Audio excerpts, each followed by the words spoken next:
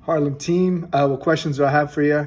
How are you going to leverage this community, of course, of investors, co-investors, LPs, but really, I mean, you have thousands of 40 and under Black and brown folks who have positive affinity with you. So I think about, there's the Harlem portfolio, there's kind of our national portfolio of Black and Latinx founders, and then there's like the Harlem ecosystem around that.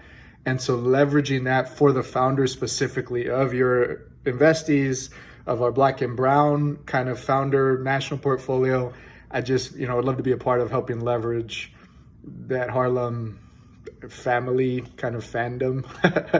What am I looking for? Want to see how you all work. You state pretty clearly what you're looking for, a lot of throughput, a lot of content. Would love to, wherever I end up after MBA, love to continue to contribute or find ways to contribute to your content, to your sourcing, and how you engage founders who you don't invest in first touch. Would love to be a part of helping you grow, strengthen that community, and grow and strengthen content.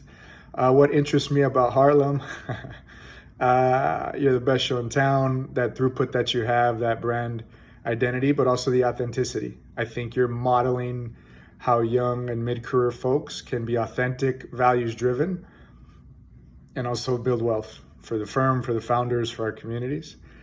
Short term, want to get this Ulu offer, end up with Miriam here in Palo Alto, post-MBA.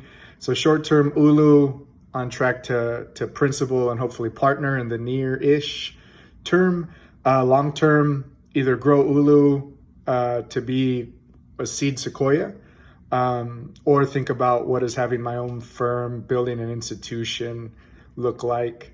I want to help catalyze a whole class of Black and Latinx and US Latinx GPs, right? How do we have hundreds and thousands of Black and Latinx investors with hundreds of firms, where I think, at least in Silicon Valley, tech becomes small echo chambers and certain folks drive and shape conversations. And if you're driving and shaping tech conversations, you're driving and shaping norms of the world, from kind of how infrastructure, how software tools are created, to how they're distributed, to how they're regulated, to how the human impact, of course, throughout. So I want to help build a world where Black and Latinx investors are the norm, are severely overrepresented, where one or two tweets can shape an industry, and we can roll our eyes at our friends who tweet it, but also then we'll need to be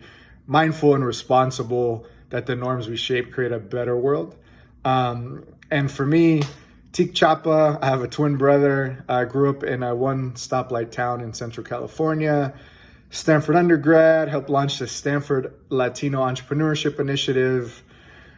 We did research every year, surveyed thousands of Latino business owners, both brick and mortar and tech. I brought investors to have one-on-ones with our tech founders, and ecosystem development, over 20 cities. Go find the Latinx entrepreneurs. Go find the investors of all backgrounds who support them. Go find the mentors of all backgrounds, industries, stages to support them. So I've seen with my own eyes this talent.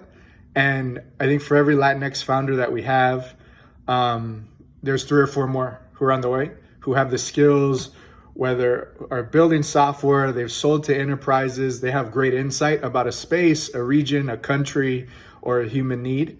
I've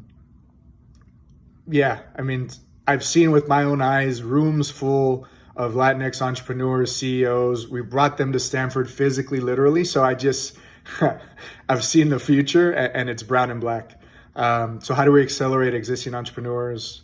How do we make sure folks who want to be venture scale, venture backable software first, how do they have the funding they need at the earliest stages? So excited to share. I hope I have the opportunity, and will always be a supporter of the Harlem work and the Harlem family.